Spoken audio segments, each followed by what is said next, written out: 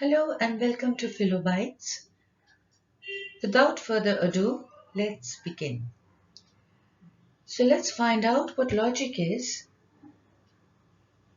what are propositions and arguments, how we can recognize arguments, and what is the difference between arguments and explanations. Logic is the study of methods and principles used to distinguish correct from incorrect reasoning. An illogical argument is not based on reason. It may be based on something else, such as prejudice, emotion, instinct, and so on. And one may end up saying something very preposterous like, all birds fly, all aeroplanes fly, therefore, all birds are aeroplanes. When we reason about any matter, we produce arguments to support our conclusions. But not all reasons are good reasons. So we need to ask that whether the conclusion we have reached from the reasons that we have advanced, is the conclusion justified? Does it follow from the reasons that we have advanced? And to answer this question, there are certain objective criteria in the study of logic which we are going to learn over here. So in logic, we are basically going to deal with arguments. In order to do so, beforehand, we must be clear about certain technical terms which are used in logic. They are propositions, statements, and sentences. Propositions are the building block of our reason. So it is also the building block of logic. A proposition is something that asserts that something is the case, or it may also assert that something is not the case. For example, we may say that all fish can swim. This will be a proposition which is making a true assertion. So it is true. On the other hand, if I say all fish can fly, this will also be an assertion, but it will be a false assertion. So all propositions are either true or false. By the way, there are some propositions which about the truth value of which are not very clear to us, at least not yet. For example, if we say there is life on some other planet in our galaxy, so as far as we know, it may be true or it may be false. The truth value is unknown, but this proposition must be true or false like every other proposition. So by truth value, we mean to say whether the proposition is either true or false. Truth value does not mean only truth. Okay? Now let's try to understand the difference between sentences and propositions. Sentence is often defined as a unit of language that expresses a complete thought. In our textbooks of grammar, we have seen that sentences were commonly divided into 4 categories: declarative, interrogative, imperative, and exclamatory. On the other hand, a proposition is a logical entity. Propositions are not language specific. They are like mathematical entities. They assert something is the case or something is not the case. And we can say that all propositions are sentences, but all sentences are not propositions. Again, we'll see that sentences variously framed. For example, Leslie won the election and the election was won by Leslie are plainly two different sentences, but as far as propositions are concerned, we will say that they are the same. That is, they form the same proposition. Again, in different languages, we use different sentences. We can say it is raining in English, or we can say está lloviendo in Spanish. But as far as propositions are concerned, we will say that as propositions, both of these sentences are the same. Now, what about the term statement? We also use the word statement in logic instead of proposition, and logicians often use it interchangeably. They are not exact synonyms, but okay, we need not go into the details of their difference right now. Now, propositions may be simple. For example, I can say, all men are mortal. This is a simple proposition. But propositions can be disjunctively, conjunctively, or hypothetically connected with other propositions, thus making it a compound proposition. For example, if I say all men are mortal and all men are poets. So, and this word and is a conjunctive which means addition. I can also say all men are mortal or all men are rational. So here the or, either or, this connective is known as a disjunctive, and propositions which are united with the help of disjunctives are called disjunctive propositions. Now, what are hypothetical propositions? Hypothetical means if then. If something happens, then that will happen. Okay, it's a if and then situation. So it is, you can say that it is a conditional statement. If it rains, then the streets will be waterlogged. So this will be a hypothetical proposition. So we'll settle with the fact that a proposition is a statement. That is, you can use proposition and statement, these two terms, interchangeably in our logic course. Now, a statement or proposition is what is typically asserted using a declarative sentence. So why did sentence come over here again? You see, sentence is a bigger umbrella. Under sentence, there is proposition, which means all sentences are not propositions, but all propositions are sentences, because there are different types of sentences and only the declarative sentences can be grouped as propositions or statements. So what is a declarative sentence? It is a sentence that makes a statement or states a fact. Hence, propositions or declarative sentences are also either true or false, although their truth or falsity may be unknown. So as students of logic, we will henceforth use the term proposition or statement whenever we come across such a sentence. What type of sentence? A declarative sentence. And what is a declarative sentence? Which states a fact which can be either true or false. Okay, so let's start with arguments. Arguments are the chief concern of logic. It is a technical term in logic, and it never involves disagreement or controversy, as we understand it in normal usage. In logic, argument refers strictly to any group of propositions of which one is claimed to follow from the others, which are regarded as providing support for the truth of that one. So, if the propositions are the building blocks, what are we making with the building blocks? We are constructing arguments. Consider the propositions to be bricks. And what are we making out of the bricks? A building. And the building is the argument.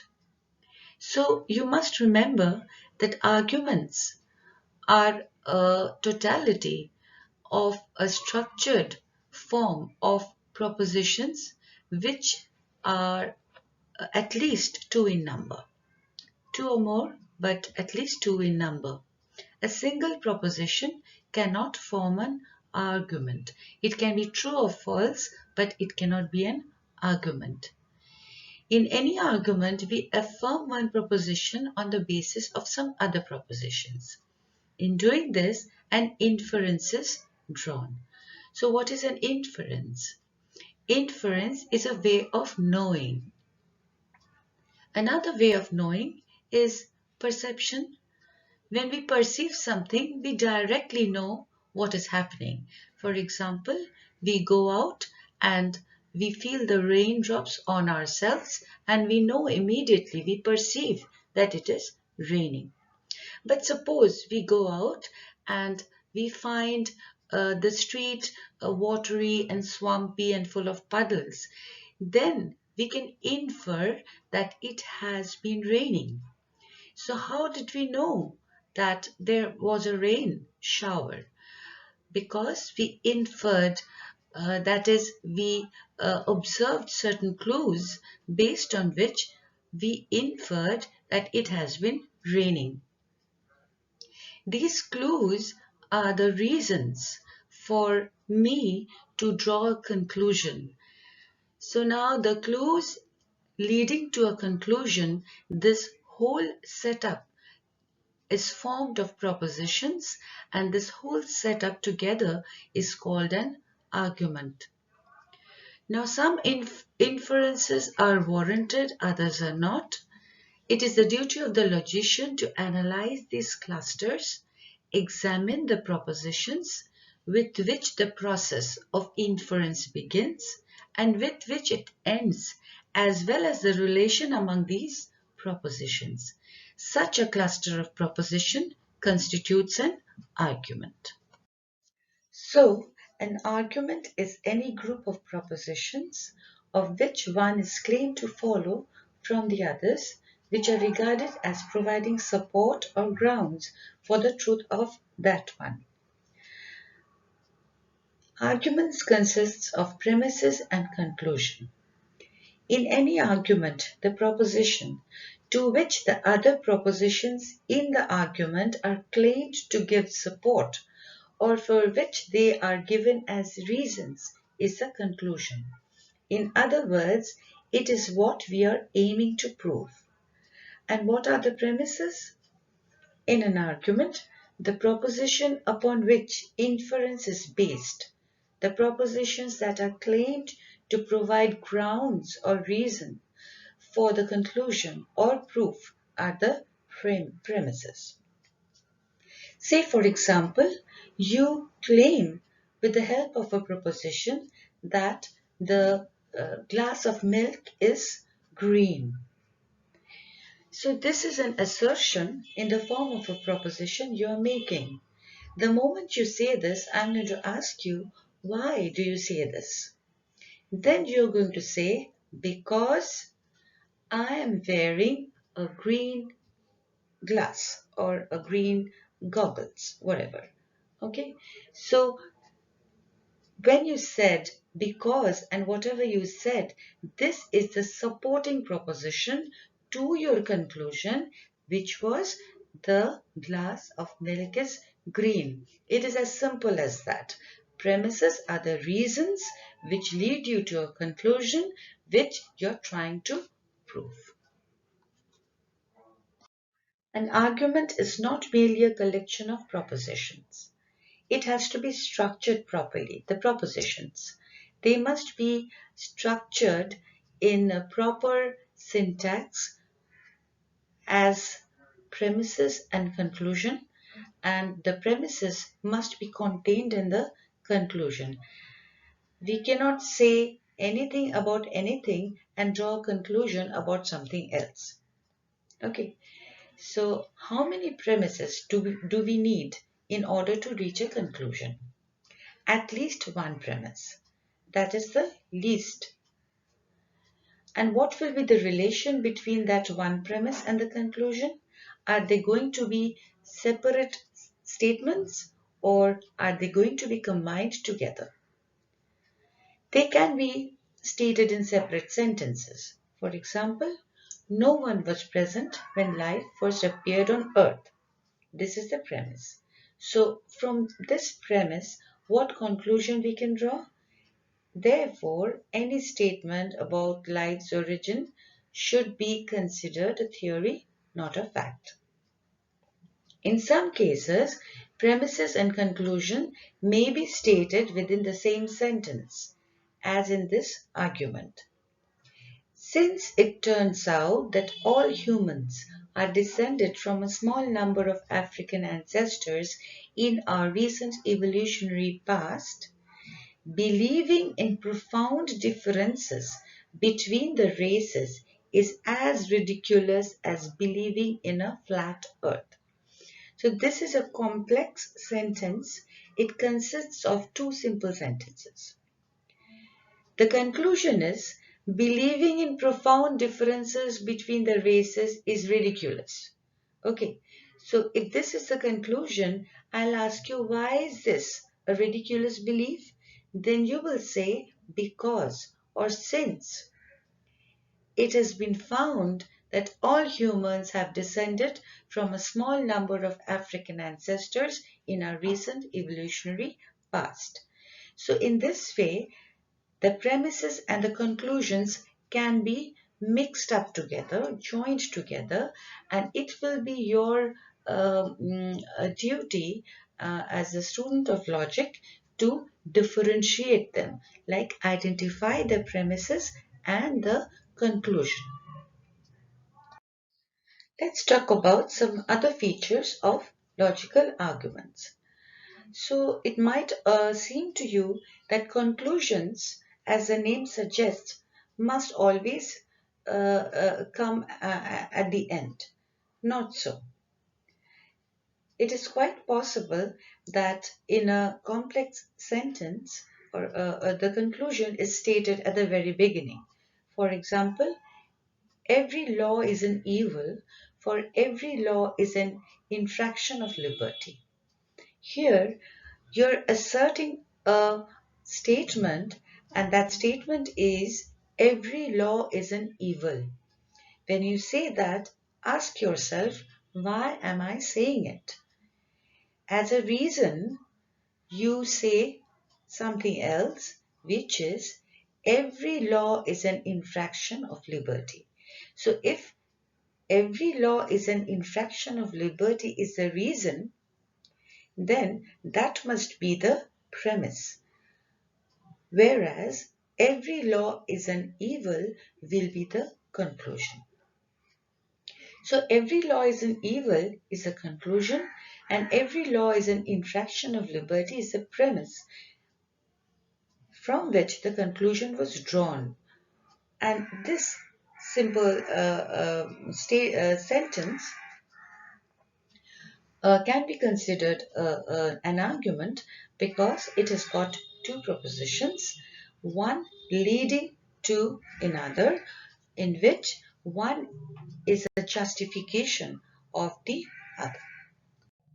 Now, before we can evaluate an argument, we must first recognize it. Recognize it means what? Recognizing means identifying the premises and the conclusion. We have seen previously, and we'll see more later on, that the premises and the conclusions are jumbled up. So because they're jumbled up, it seems confusing to identify which is the conclusion and which are the proofs leading to that conclusion. So the easiest way to identify the conclusion is by locating the conclusion indicators. Now, what are the conclusion indicators? They are single words or phrases which appears in an argument, and usually the sentence or the part of the sentence which follows those indicators will form the conclusion. For example, therefore, hence, so, accordingly, in consequence. You see there's a list given over here. All these are conclusion indicators. Similarly, we will find premise indicators too.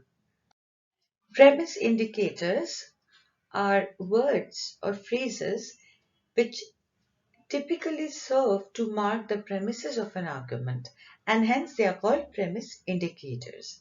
Usually, but not always, what follows from one of these will be the premise of some arguments. So here is a list.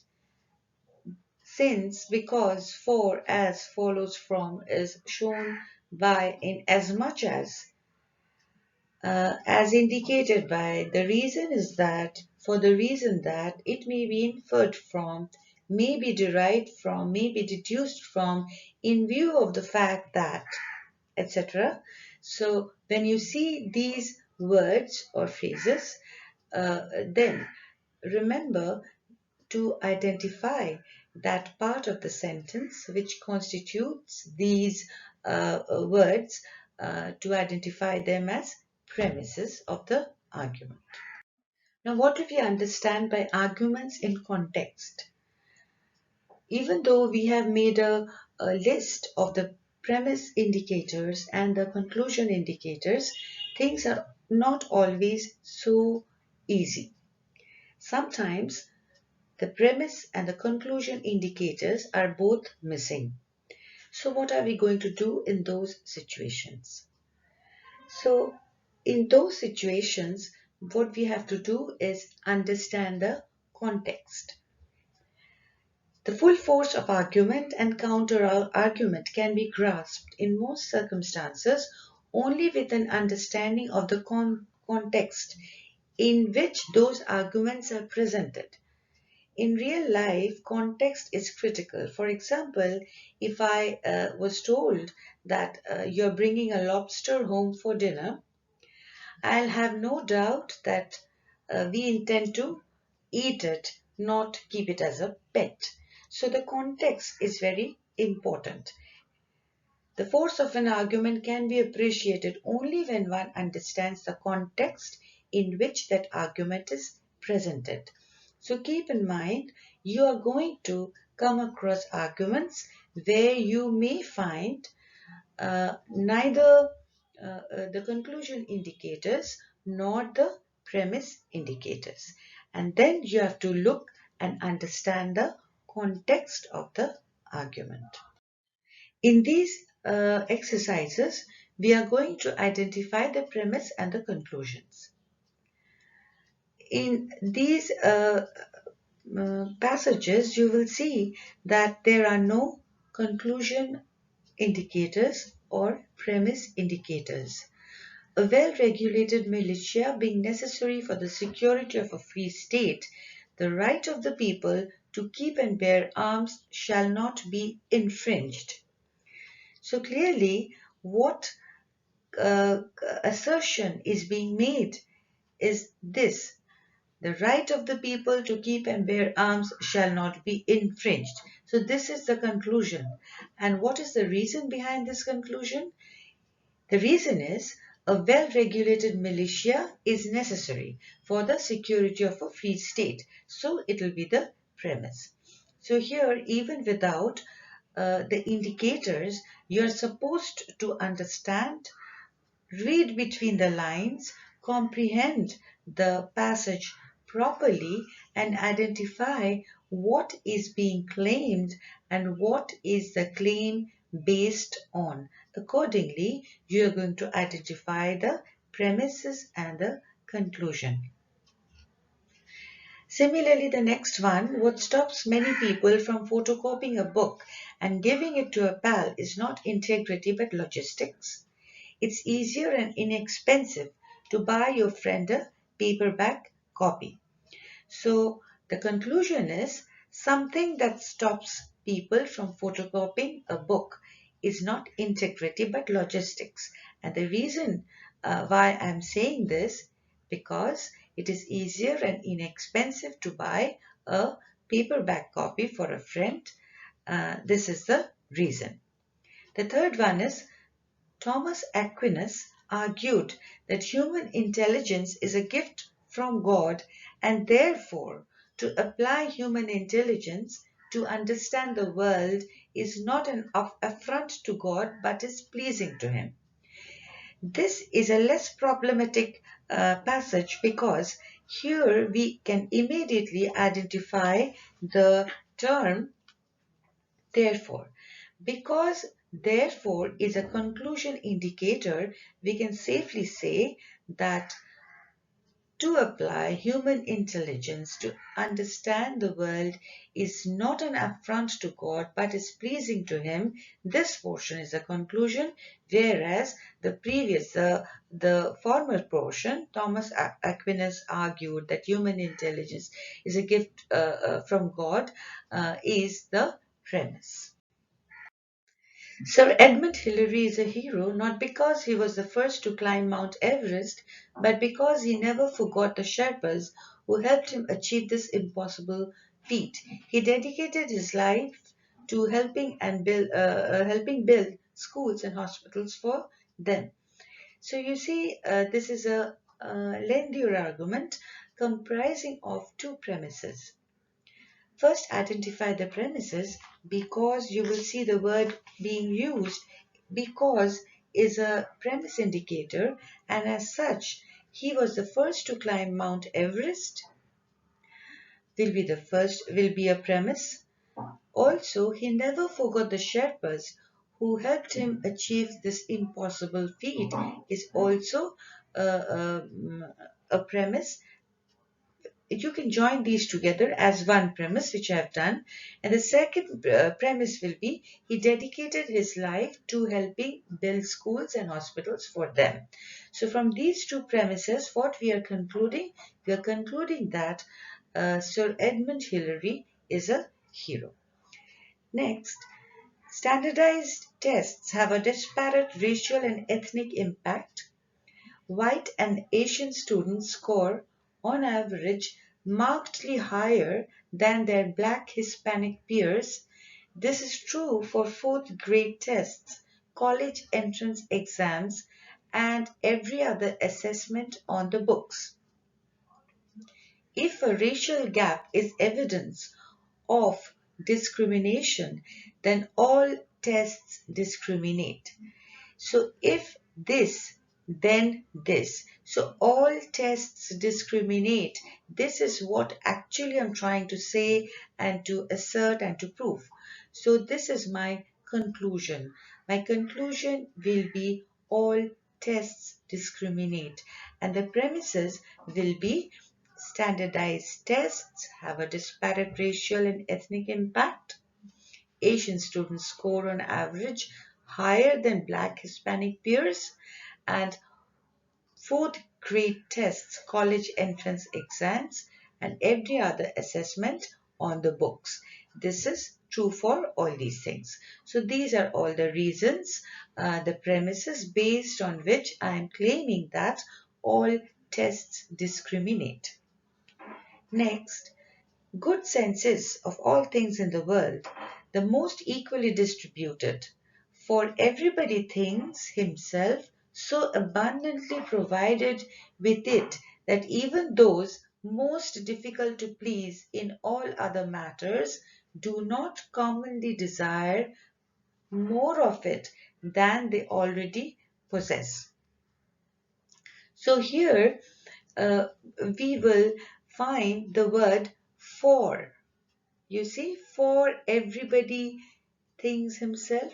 And what is for? For is a premise indicator. Because it is a premise indicator, we can safely shift that portion of the passage as a premise. So what will be the conclusion? Good sense is, of all things in the world, most equally distributed.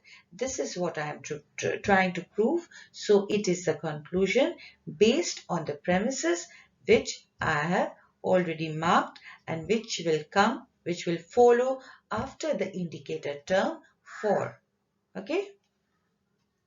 Here we see that both the passages consist of more than one argument, two arguments actually.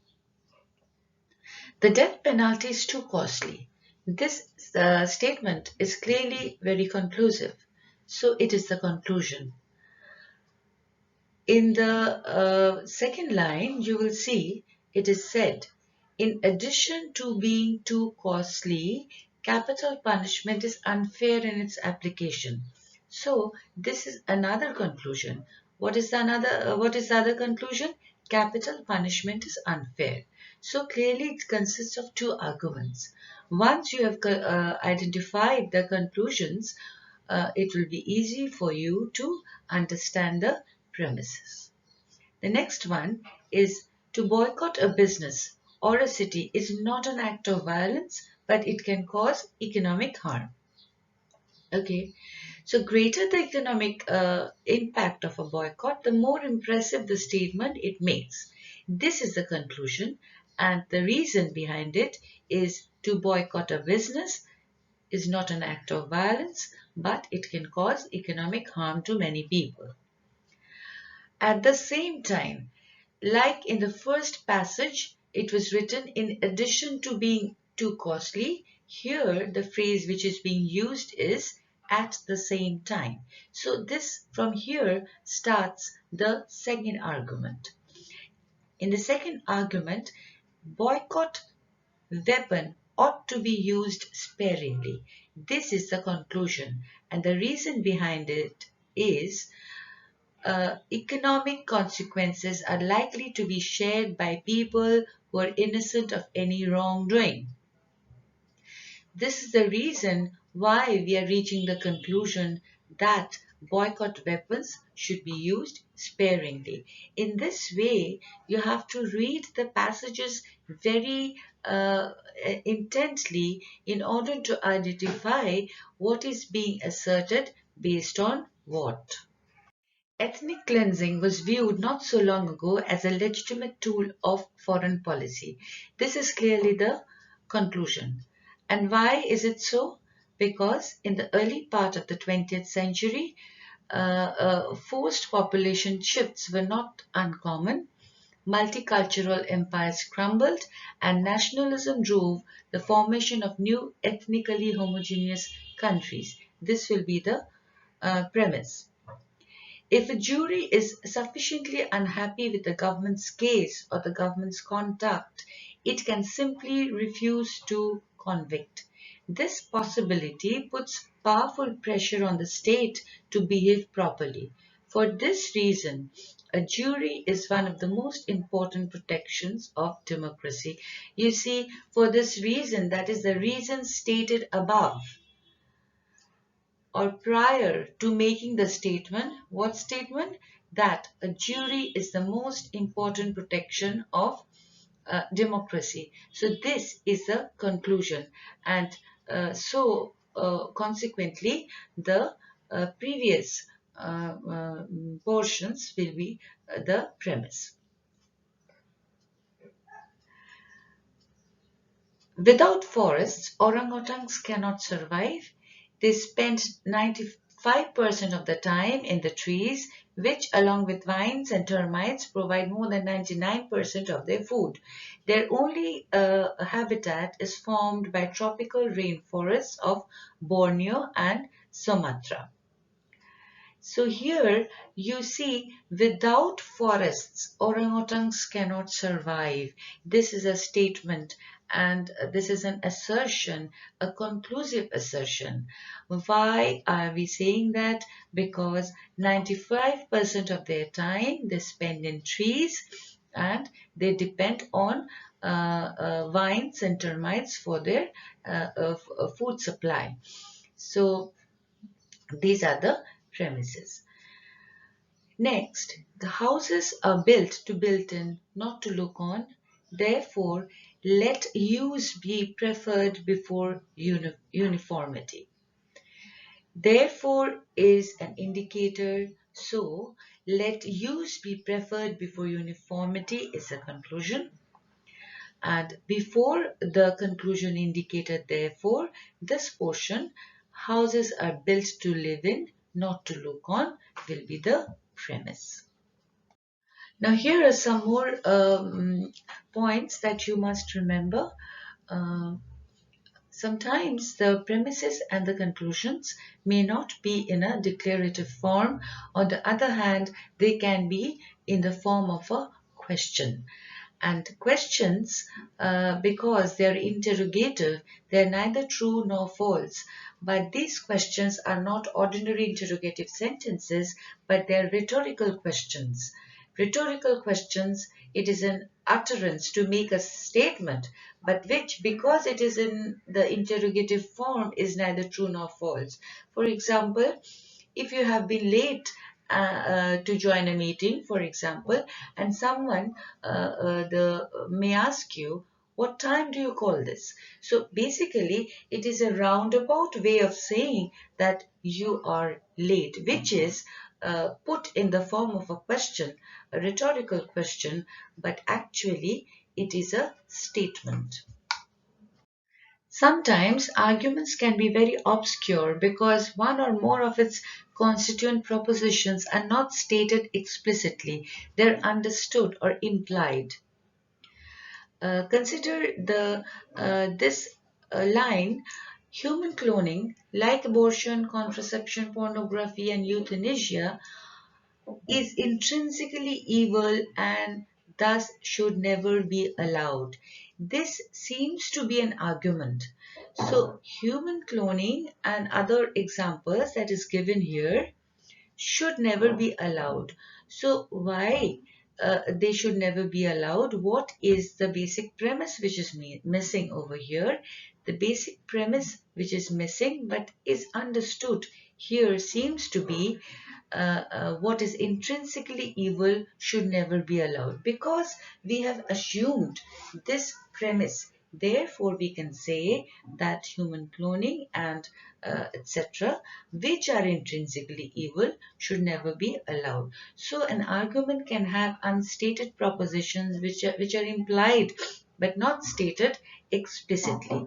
In that case, you're supposed to understand the unstated proposition from the ones which are given. Now, what are enthymemes? Arguments in everyday discourse very often rely on some proposition that is understood but not stated. Such arguments are called enthymemes. It is an argument that is stated incompletely. The unstated part of it is taken for granted. The unstated premise on which an enthymeme relies may not be universally accepted.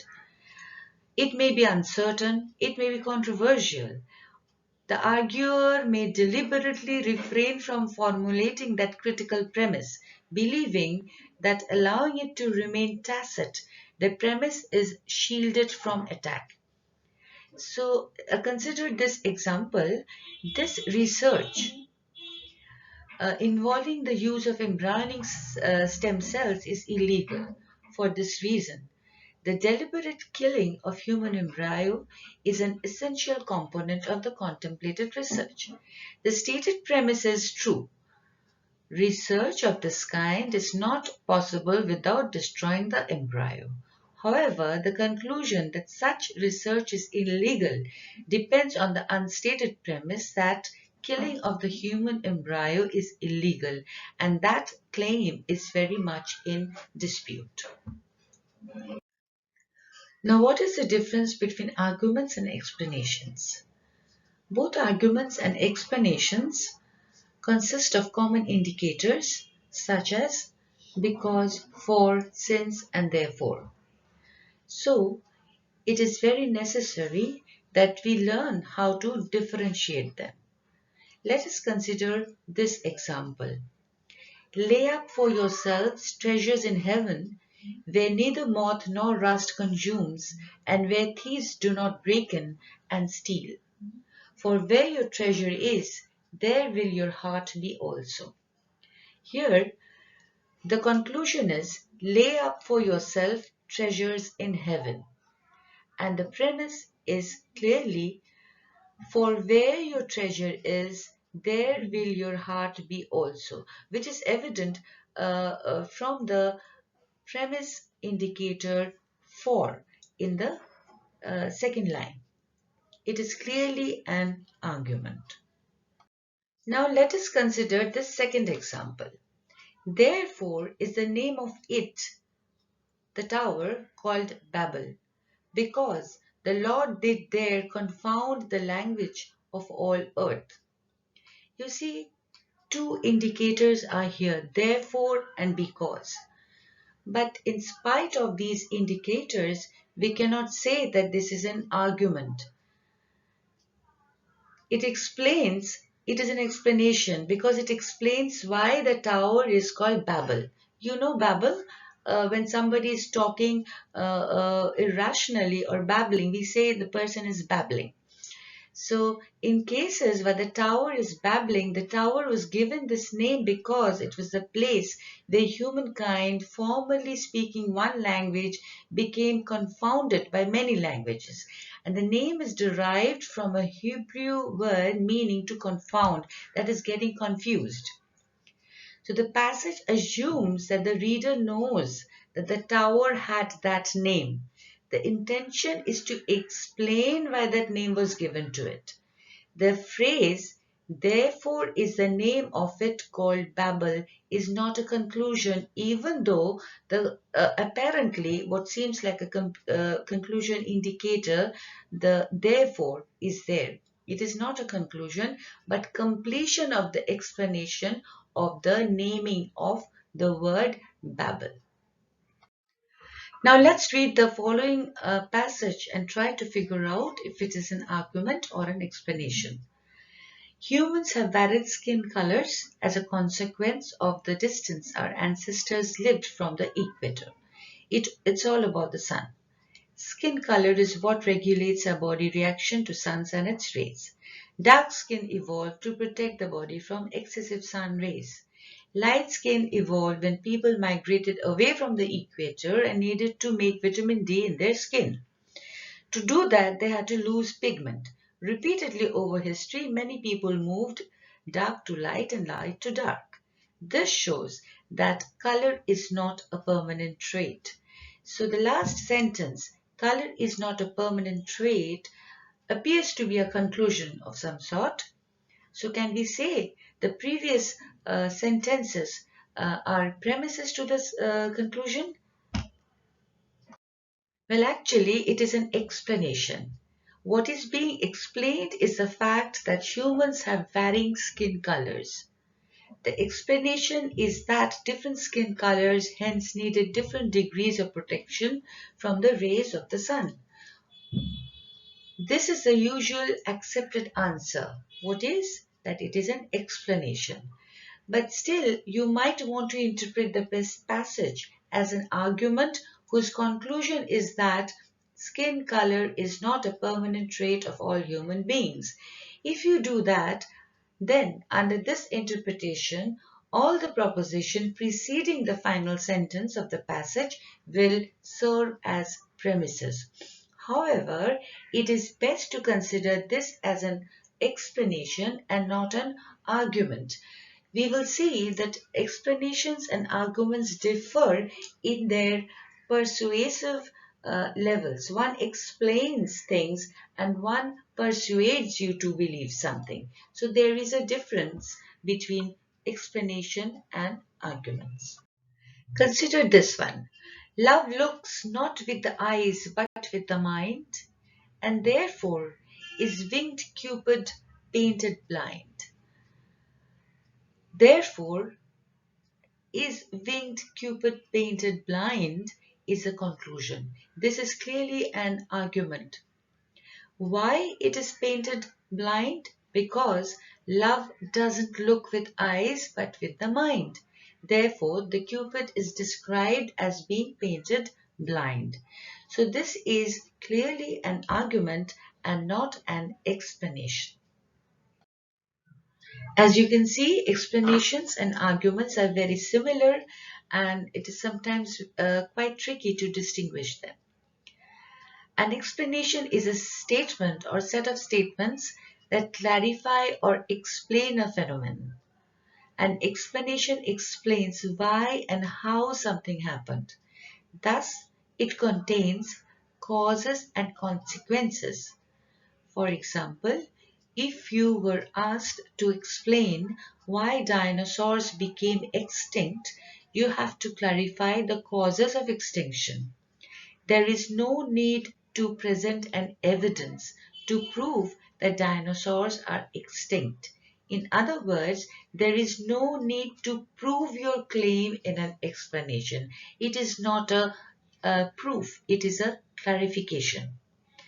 On the other hand, an argument refers to a series of statements which is primarily used to persuade someone of something or to present reasons to someone for accepting a certain fact.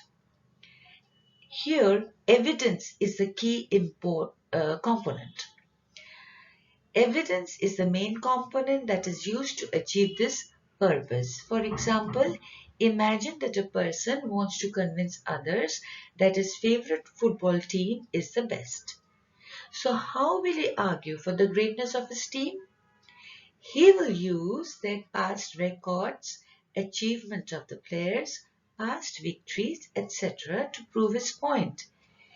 Even a more serious and scientific argument is won by the same method.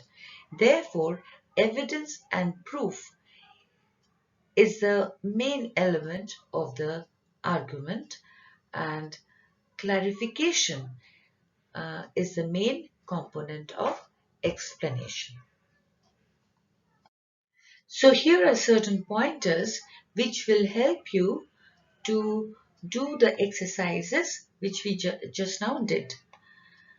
Reading the lines carefully is a must before answering your questions. Next, English language comprehensibility is definitely an advantage. Thirdly, if we are sensitive to the context, we will usually be able to distinguish an explanation from an argument. Finally, there will always be some passages whose purpose is uncertain, and such passages may deserve to be given alternative, equally plausible readings, viewed as arguments when interpreted in one way and as explanations when interpreted in another. What I mean to say here is that in our exercises, we will see that some passages can be interpreted as an explanation and also as an argument. In your answers, you have to write in detail why do you think it's an argument and why do you think it's an explanation. So that's all for today. I hope you could follow whatever I was saying. If you have faced any problems, any difficulties in understanding, please let me know so that I can rectify those. And in the description box, there's a link given. From there, you can download the answers to most of the questions which you can practice at home. Bye.